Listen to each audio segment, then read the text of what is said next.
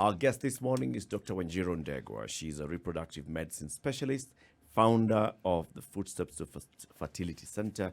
We are talking about solutions to infertility. And she's telling us doctors don't come on time. Talk about what we're taking in, the smoking, the excessive alcohol. There's shisha now, there's nicotine pie. I mean, there's everything out there that does kill your fast-growing cells. Sperms are very fast-growing. So sperm cells, hair cells, your skin ages, everything is aging a little bit faster with the toxins that we're putting up in our bodies. We're also not eating right. I mean, we're now commercializing having fast foods as opposed to our fruits and vegetables. And our fruits and vegetables have the antioxidants that our bodies need to fight these toxins. So that's another aspect that's going into our fertility aspect. Yeah. You said it's big on men, lifestyle, right? What's the bigger one on women? Is it the same? Is it also lifestyle? I would say yes, it's also lifestyle, but I think women, and lifestyle also women is an aspect of we want careers, we want to go ahead in life, and therefore we forget that there is a balance, and some people want the balance to have a family and some people don't, so I respect everyone. But I do have a lot of couples at 38, 39, I mean a lot of females who come and they say, oh my, I mean, now I want a child. I'd like to start a family. And sometimes it's too late because our egg quality diminishes with age and our egg count also diminishes. So for women, we are born with a certain number of eggs and they waste with every menstrual period. So by the time we are actually 43, the likelihood of success of getting pregnant is about 5%. So that is one of the things that women need to know. And that's the problem that now we're coming in at 40, at 43, at 45. And that's when you're deciding, I'd like to start. To start a family, and we do not have now the quality and the numbers that would allow us to have a successful pregnancy. So when you talk about the balance, then where is the balance? So not 40s. Yeah. And then in the 20s, you're still focusing on all these things. So would you say still focus and still think about getting the baby in your 20s? I think you need to be very clear, especially as a female, because ages are... I mean, for men, there is a factor of age, but it's not... I mean, it's really not as bad as females. You can reproduce at 90. So... Hey. Stop it. Giving him a reason to... I know. City Abraham. Noah. So I think it's deciding what's important for a woman and making that decision early in life, because your partner in life, I mean, if you wait and then we're starting at 40 to look for partners, you won't get it. So I think it's to allow women to understand, yes, you can have their career, but having a family is good. And during Corona was the point when a lot of women came out, a lot of single women, because they're in their house and they're thinking, I'm alone and I have nothing. And if I died right now, there's nobody who would even know, you know. And that's on when my name. Yes, and it's an important aspect. I think it's one of the most fundamental needs for a lot of people. Being. Yeah, for a human being. Hey, let's take a break. Ndu, please tell her about Showmax. Okay, so this month, Showmax is saying whatever package you subscribe to your package for as little as 300 shillings. And because it's the month of love and, you know, all those nice, happy, warm feelings, we'll give you another month free. Showmax this month in a give. Your movies, series, documentaries, whatever it is, whatever package you have, buy it. Then they'll give you another month absolutely free. It's 7:30. Good morning. Happy Friday. We know, yes, there's an issue with our YouTube sound on our YouTube channel. We're sorting that out shortly. Our guest this morning is Dr. Wanjiru Ndegwa. She's a reproductive medicine specialist, founder of the Footsteps to Fertility Center. We are talking about solutions to infertility. You've told us about, you know, what are the main causes of infertility for both men and women. And of course, you told us there's a 10% that doctors are still not able to tell what could have caused, because everything looks okay, everything checks. And they claim that they are having intercourse and they're not able to conceive. So what do you tell such people then? Actually, the people who have the best prognosis, because when we can't understand, sometimes it's just time. And therefore, they are the patients who we are very I mean, we give the most hope, because if everything is working right, if you do a treatment, you're more likely to have a success, because If there's you- really If nothing. you do a treatment, Yes. what's that? So if you have a fertility treatment. What's that? Oh, so there are different fertility treatments. Okay. Yeah.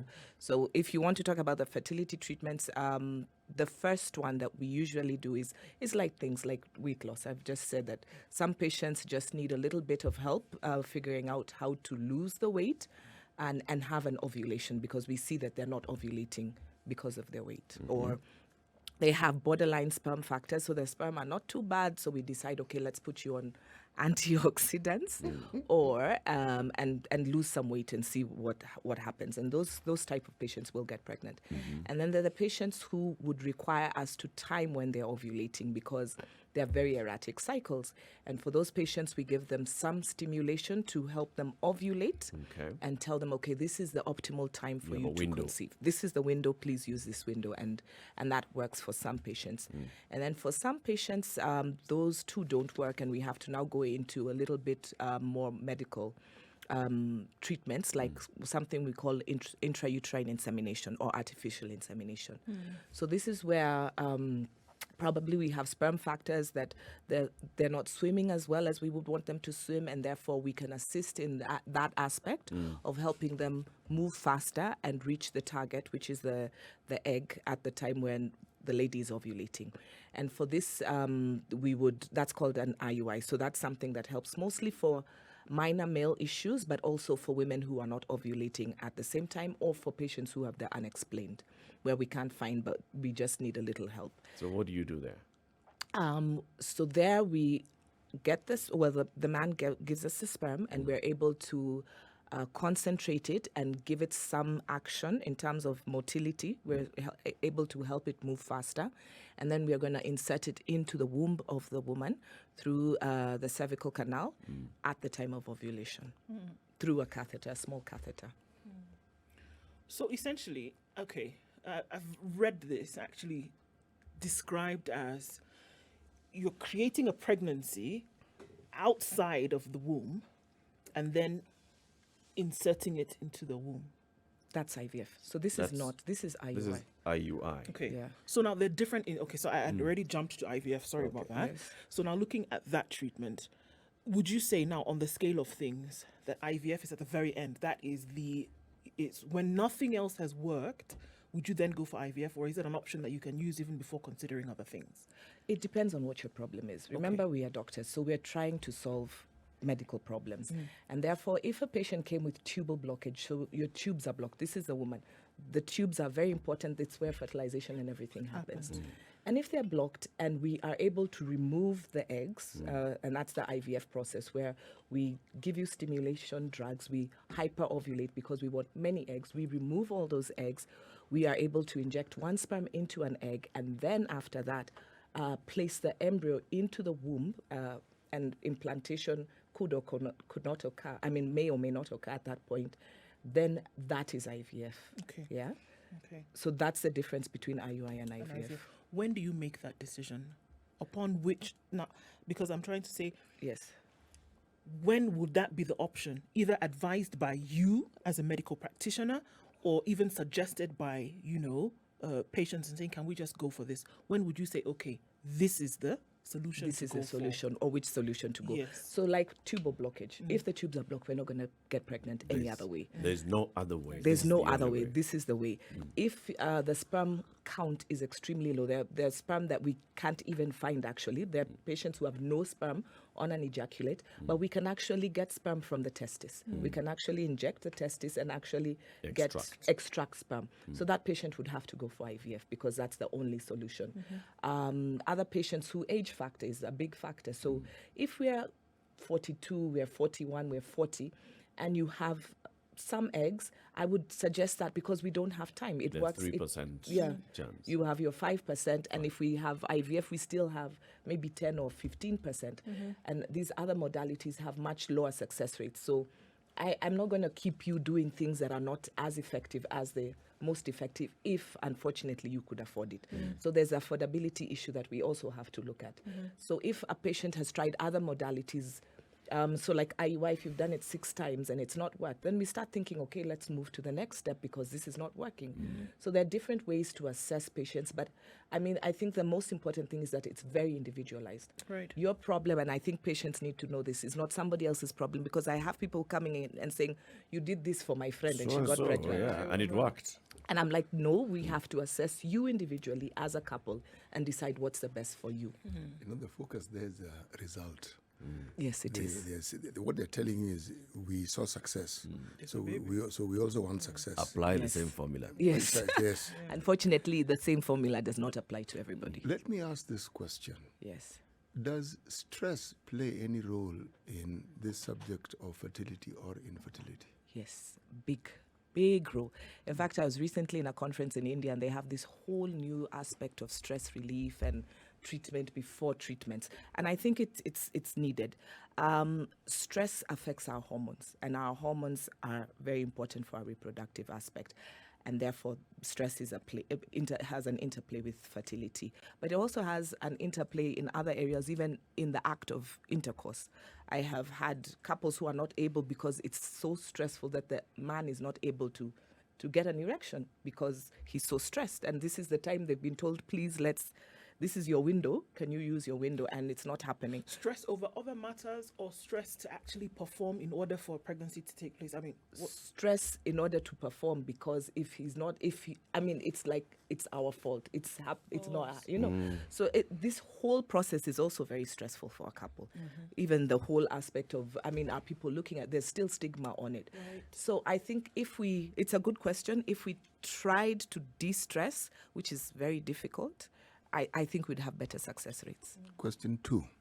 So in your clinic, do you then offer also services for, say, psychotherapy, where people come in and their issue is not that the system isn't working, the system is okay, but the system is being interfered with this little matter of stress? We advise them to go. We have counselors. We actually had a psychologist. Unfortunately, Kenyans do not want to see other people. A lot of patients will just want to see you. See, it's already a problem. Yeah, we've come to you. I've Now come you're sending to us you. to a third Then you're party. telling us to go to this person and this person and this person. I don't want my problem everywhere. I want it to be you who solves the problem, and I don't want even my sister or my whoever to know. So that becomes a problem. And therefore, I think for us, what we do different and what we strive to do is to make it, or the journey, as comfortable as possible, because it's not always easy. But you see, what CT was asking is, at your clinic, Yes. do you have a door just down the hall Yes. where they can see somebody? We had somebody who was never seen. And that's what So I'm you'd trying to send explain. somebody to door 3. To get some, to talk about it, just to talk about the issues, to reduce the stress. Yes. You know, But it doesn't work. the reason I asked the question Yes. is because if you're talking about fertility and infertility in an African setting, Yes. this is a very huge subject. It's rooted in our traditions. Whether it is the male or the female, you then bring in the subject of roles and the value system by which you are judged as a male or female African. sure.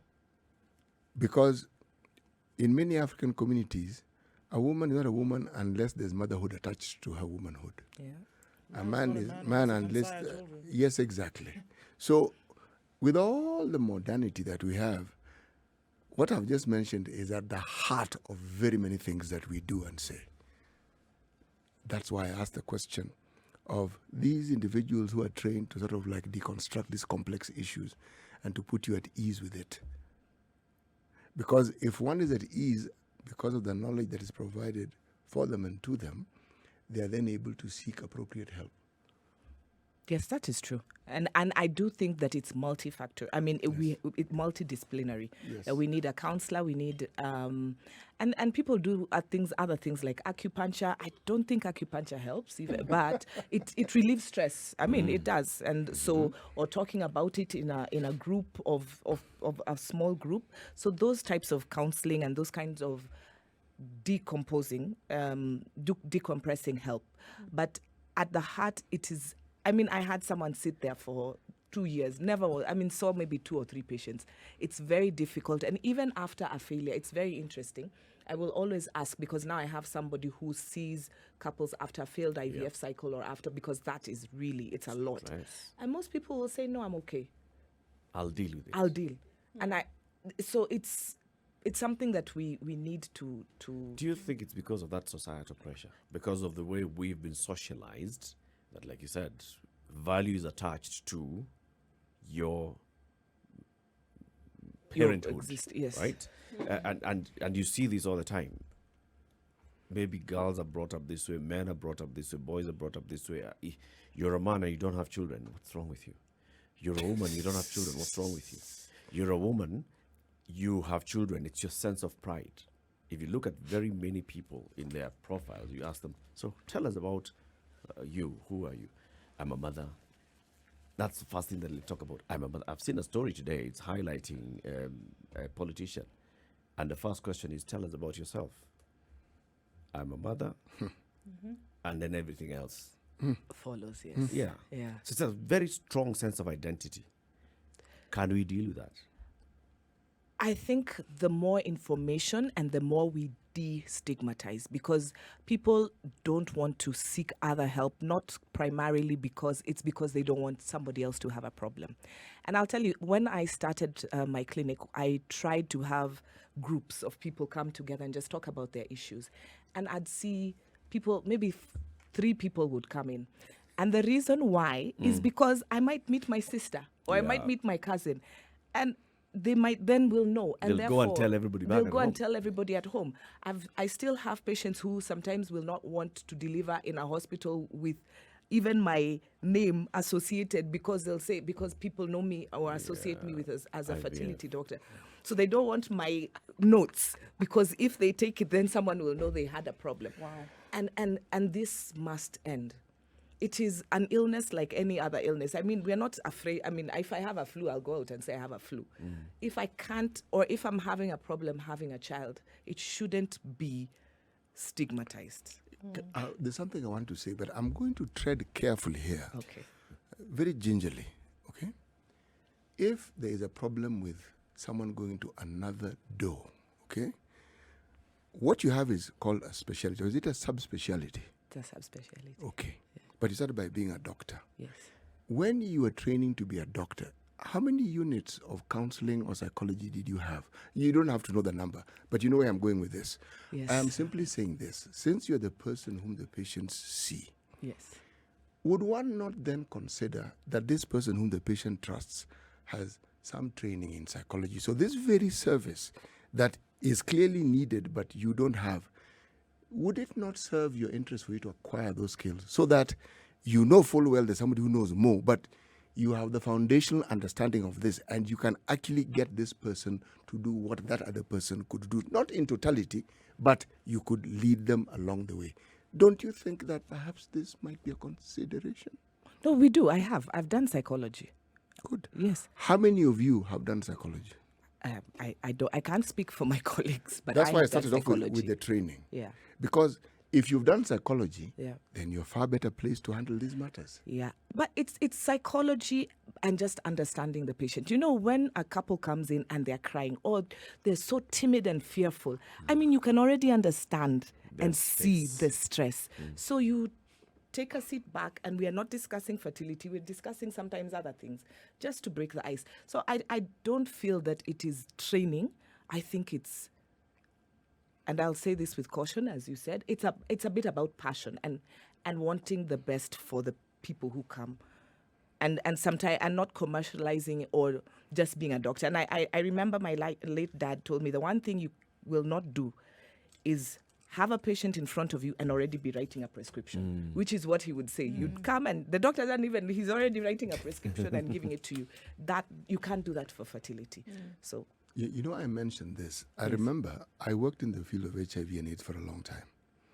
And while in those early days people were still being trained, NASCOP and KNH would offer this training for people in that field.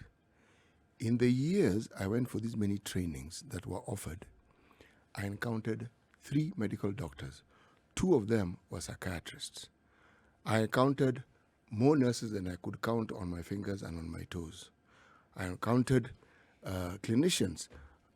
What I'm trying to say is, when you are dealing with something that has a massive amount of stigma attached to it, there is a certain body of knowledge that is useful for someone to have.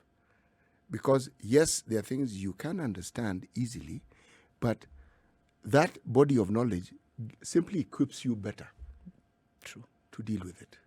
true. Because if you ask a child who is born in a setup like ours, I remember nephews and nieces at a younger age.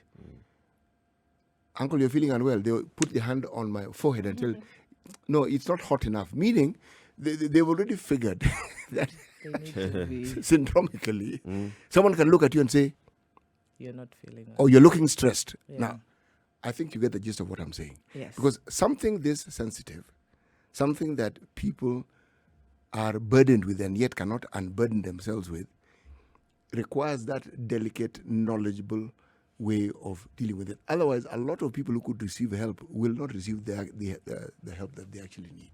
Yes, yes. I do. I mean, I think it's the way you treat people. I mean, and that is a fundamental human. If you don't treat people right, they will move on to the next or just stop the treatment at all. And it's a very delicate balance in our practice because you want to give hope, but sometimes, unfortunately, there's no hope to give. So you also have to be very sensitive about how you give that How you information. package the truth. Yes, how you package the truth. But you must also be honest because I have seen desperate couples coming and saying, I'm so desperate. And I tell them, no, never say that. There's nothing like desperation here because you will be cheated. Unfortunately, in this, anybody will tell you anything. We have quacks selling herbs that will unblock tubes. Sure, Yeah, doesn't so work. you have to be honest, but in a gentle and manner. Yeah. There's a specific question here. Yeah. A lady who's gone through 2 IVF cycles and has now been told that her womb is a hostile environment. What would she then be advised to do? I mean, it's a direct question. Yes, I know where you're going. Yeah. So, hostile is relative, and there are modalities that we do use to make implantation more successful. So there are medications, but we need to know the cause. So some patients have antibodies that react against the little embryo, and therefore there are medications that we can give to avert that. However, I know you're going into surrogacy, and I know that's the question that you're asking. And I do think that surrogacy is a wonderful gift for patients who would not be able to carry their own. There are patients who have had a myomectomy that ended up in removal. Myomectomy is fibroid surgery that ended up into removal of the womb. But I have my eggs. My husband has his sperm. We have 1 child or 2 children. We want a third, or we didn't have children and we want a child now. I can't carry because I don't have a womb. So what happens next? Do we get a surrogate to carry? I mean, now they're technology is moving into artificial wombs a bit, but there are options, and I do think that in the right Are context. those legal options in Kenya? We have no laws in Kenya. That's the unfortunate bit. We have no laws. We are trying to get them. I think they were brought up last week or something in Parliament to try and So we have no law reinstate. allowing or disallowing surrogacy. Nothing. Okay. It's a very gray area, and therefore we do need laws. But the law recognizes mother as the one who gave birth. Who gives birth? Yes. Okay. So anything else would be adoption. Yes, it would be adoption. So we can say indirectly the law does not recognize surrogacy. It allows you to adopt your child as of now. Yes. But there are ways that we are finding allowing you to, if you do a DNA we are allowed. I mean, the adoption certificate can change into a birth certificate right now. Yeah, so there are laws, and there are some patients who have already undergone that to have a birth certificate in their name as opposed to an adoption As certificate. opposed to an adoption. Yeah. It becomes commercial. So It can. let's start with the lower hanging commercial conversation. Yeah. I've heard it being said that these treatments that you offer are not affordable to many, Yes. starting from IUI to IVF to. Is it true? They are costly. They are costly. And I want to say they're costly because of the technology, because we have to import each and every single thing. And that's why patients go to India a lot, because India manufacture. I mean, so yes, they are costly. IUI probably will cost within the range of 50 to 100,000 Per cycle. per cycle. An IVF will probably cost between 400 to 600 per cycle. Per cycle. Yes, 100,000. So it is costly. It is unreachable for a lot of patients. That is the truth. Yeah, What's the way out?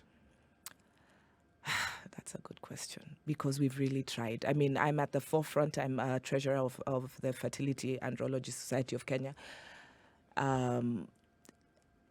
I wish we could get to a point where we can manufacture or this what we have. I mean, if I'm buying a small cannula that costs 15,000 and in India it costs 2,000, there is a problem. I mean, so if we could Is get it to duty? that square- Is it taxes? the taxes as well, taxes and I think India, because of the sheer number they do, they get they have lesser margins. But if we got to that point where we were able to subsidize either through government, but I don't say that because we've been trying for the longest. We do. A colleague of mine they are trying to get a public facility in Kenyatta National Hospital, and I really hope that comes and is. But the things will still be expensive, so I don't think even in a public setting we will be able to have a cycle for less than 300,000 for IVF. I don't.